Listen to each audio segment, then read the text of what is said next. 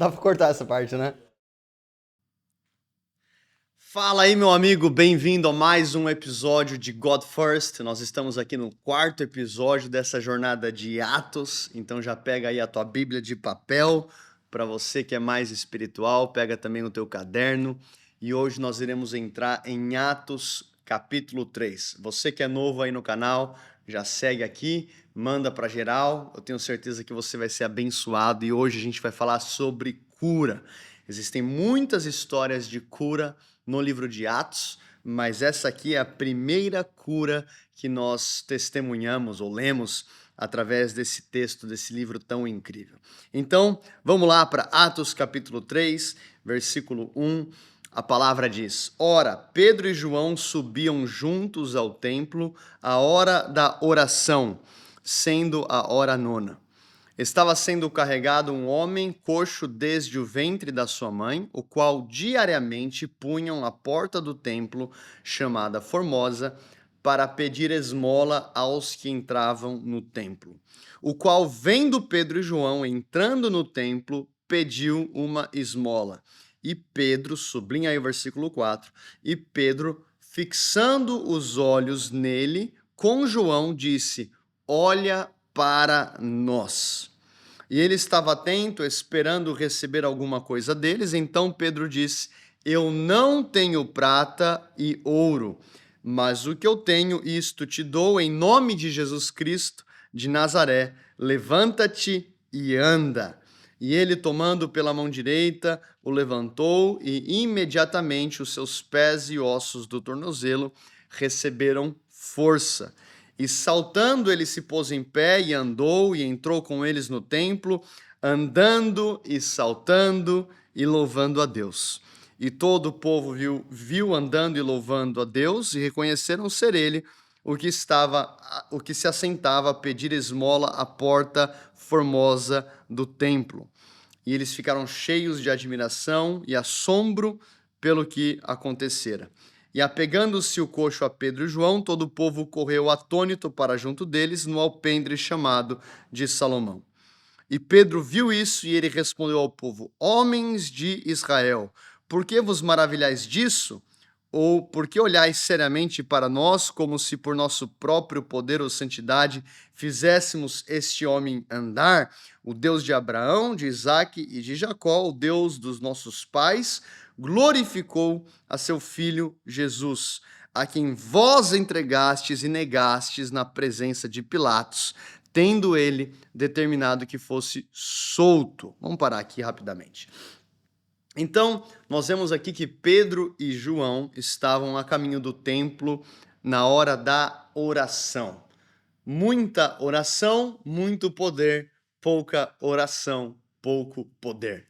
Uma vez perguntaram para Billy Graham qual que era o segredo de suas cruzadas e ele disse: o segredo é 3: oração, oração e oração. O missionário Hudson Taylor dizia: quando eu trabalho, mas quando eu oro, Deus trabalha. Já o teólogo, o príncipe dos pregadores, Charles Spurgeon, dizia que ele preferia ensinar um homem a orar do que 10 homens a pregar. Existe poder na oração e nós vemos que isso era uma constante na igreja primitiva. Vemos isso no capítulo 1, quando eles se reuniam em oração.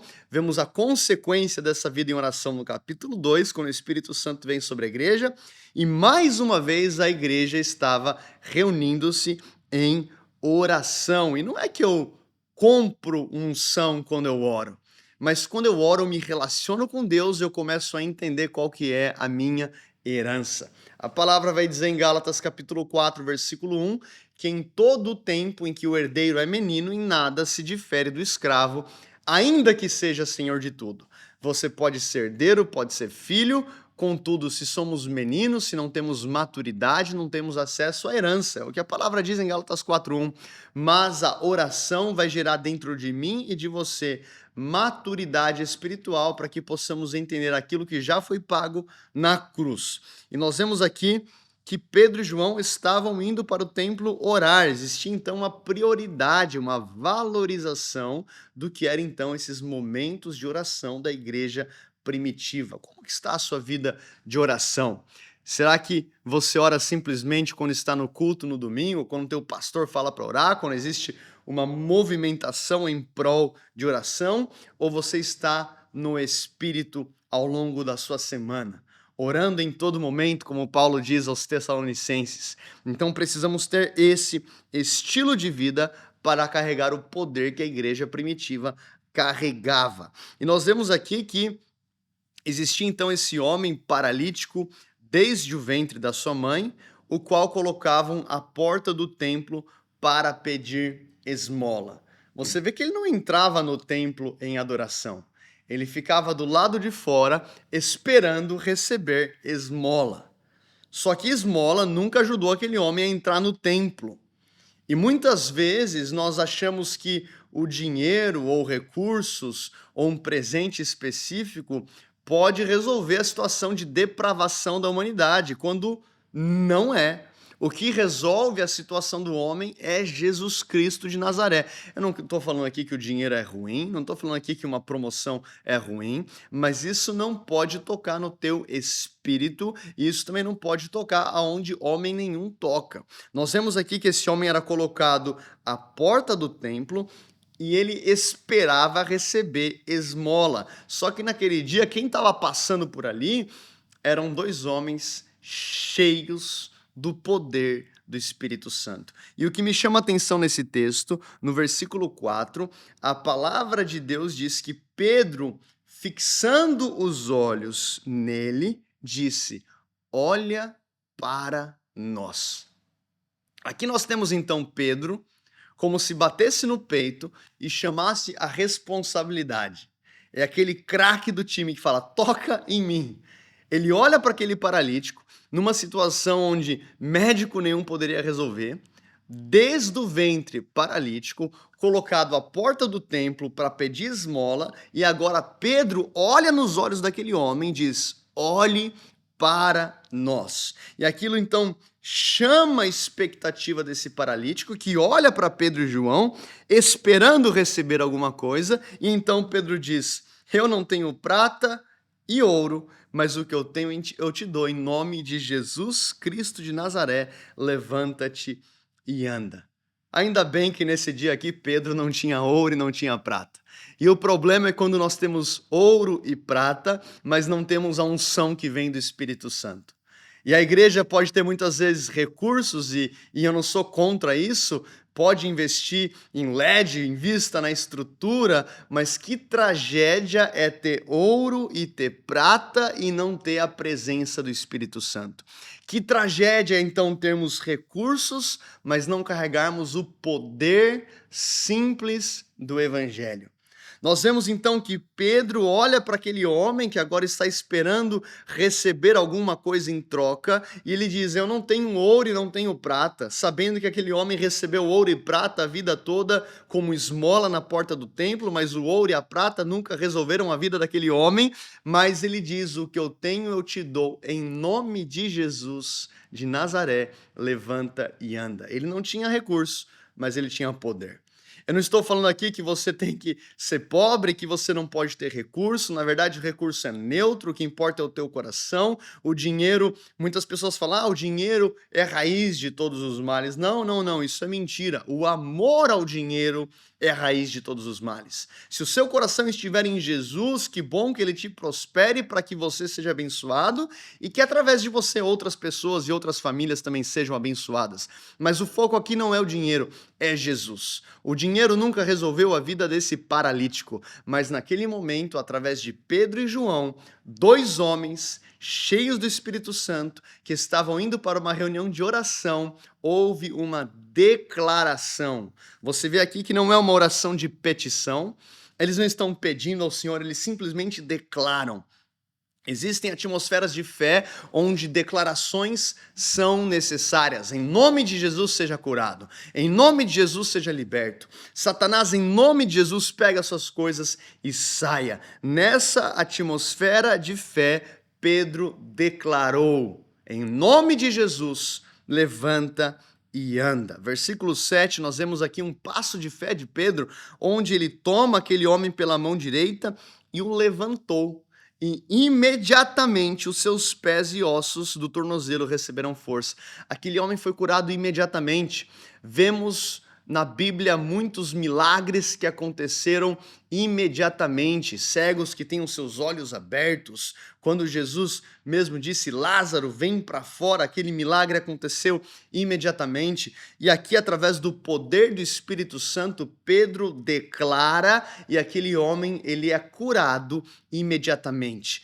Pedro dá esse passo de fé, estende as mãos, ajuda aquele homem a levantar. Nós vemos aqui a importância de, como igreja, termos as mãos estendidas para ajudar e não simplesmente dedos apontados para acusar, mas agora Pedro está com a mão estendida e ajuda então esse paralítico a ficar de pé, algo que ele nunca tinha feito na vida dele. E a palavra vai dizer que, saltando, ele se pôs em pé e andou e entrou no templo com eles, andando, saltando e louvando a Deus. Vamos destrinchar aqui o versículo 8.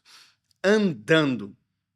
Quer dizer que ele foi curado fisicamente. Aquele homem nunca havia andado em sua vida, mas agora ele estava andando. Mas a palavra de Deus também diz que ele entra no templo saltando. Ou seja, a alegria dele, a plenitude, o gozo, aquilo que ele sentia no espírito e em sua alma era tão grande que não poderia ser expressado somente através do andar. Ele saltava, ou seja, ele também foi tocado na sua alma. Quando eu falo alma, eu falo de pensamentos, emoções, vontades, desejos. Ele foi tocado então na sua alma também, e ele entra no templo também louvando a Deus. O espírito dele estava conectado ao Espírito de Deus em adoração. Um toque do Espírito Santo através de Pedro e João foi o suficiente para fazer por aquele homem que ouro e prata durante uma vida toda não conseguiram resolver. Como aquela mulher que tinha um fluxo de sangue, onde ela tinha gastado o dinheiro todo com médicos, mas ela não foi curada. E ela vê a Jesus e pensa, se ao menos eu tocar nas orlas das suas vestes, eu serei curada. E ela toca e de Jesus sai poder, e naquele momento aquela mulher é curada. Um toque de Jesus pode mudar a sua vida. Nós vemos aqui o poder de Cristo para curar corpos, trazer cura física, mas também trazer restauração na alma e trazer essa conexão do nosso espírito com o Espírito de Deus. Esse toque pleno do Senhor. Nós vimos que o evangelho é holístico, ele não cuida apenas do nosso espírito, mas também o Senhor Jesus traz alegria e paz para a nossa alma e ao mesmo tempo o evangelho tem poder para curar os nossos corpos. Eu me lembro aqui de Isaías, capítulo 53, quando o profeta ele profetiza no versículo 4, certamente ele tem encarregado as nossas tristezas. Aqui nós falamos de alma, as tristezas que afetam os nossos pensamentos, as nossas intenções, as nossas vontades, mas ele também tem levado as nossas dores. Aqui fala do físico. Contudo, nós os consideramos atingido, ferido de Deus e afligido. Obviamente, aponta para o Cordeiro de Deus, Jesus. Porém, ele foi ferido por nossas transgressões, os nossos pecados. A nossa iniquidade é o que separa as nossas vidas do Senhor. Ele foi ferido por nossas transgressões e por isso ele traz vida ao nosso espírito. Ele foi esmagado por nossa iniquidade. O castigo que nos traz a paz estava sobre ele e pelas suas pisaduras nós fomos curados. Aqui vemos novamente o profeta Isaías, ele profetiza a respeito desse toque de Deus, que ele pode tocar o nosso corpo, toca a nossa alma e traz vida para o nosso espírito. Cristo vive e o evangelho é poderoso para te tocar por completo. E a minha oração é para que o Senhor te levante como Pedro e João, homens e mulheres apaixonados, que Deus levante uma geração de homens e mulheres apaixonados pelo Senhor, que abraçam esse lugar de oração e que têm o poder sobrenatural do Espírito Santo para estar diante de um paralítico e falar: olha, não é ouro que vai resolver a tua situação, não é a prata que vai resolver a tua situação, mas o que eu tenho eu te dou. Em nome de Jesus, levanta e anda. Eu quero profetizar sobre a tua vida essa ousadia sobrenatural do Espírito Santo vindo sobre você para ser voz de Deus e mãos de Jesus na sociedade. Senhor Deus, eu clamo agora em nome de Jesus. Toca a vida dos meus irmãos e eu quero declarar agora, assim como nós lemos a respeito dessa cura nesse texto, eu quero declarar em nome de Jesus: toda enfermidade saia agora, em nome de Jesus. Espírito de enfermidade, pega suas coisas e sai agora em nome de Jesus. Dores nas articulações, saiam agora em nome de Jesus. Eu declaro agora o fogo do Espírito Santo vindo sobre você e consumindo todo tipo de alergia, todo tipo de cistos, todo tipo de enfermidade. Nós cancelamos em nome de Jesus. E nós declaramos agora a palavra de Deus sobre a tua vida. O castigo que nos traz a paz estava sobre ele e pelas suas pisaduras nós fomos sarados. Eu quero declarar agora a cura que foi proporcionada pela cruz, tocando agora o teu corpo. A cura de Cristo invadindo o teu corpo dos pés à cabeça. Espírito Santo, eu clamo agora, invade agora cada casa, cada família aqui representada e libera uma atmosfera de paz, libera uma atmosfera de alegria. Aonde existe depressão, eu oro, enche cada coração com alegria. Aonde existe medo, eu clamo para que o Senhor venha inundar esses corações com paz e declaramos agora o teu toque no corpo, na alma e no espírito. E assim como esse paralítico, ele entra no templo andando, saltando e glorificando a Deus, eu clamo por esse toque de poder sobre a vida dos meus irmãos. Em nome de Jesus. Amém. Amém. No próximo episódio nós iremos falar sobre a pregação de Pedro após a performance, após o acontecimento desse milagre. Eu quero te encorajar, manda esse vídeo para os seus amigos, em especial aqueles que precisam de cura. E você que recebeu essa oração, faz um movimento no teu corpo. Você que foi curado, coloca aqui nos comentários para a gente glorificar a Deus e fica ligado no nosso canal para o nosso 5º episódio. Que Deus te abençoe e até mais.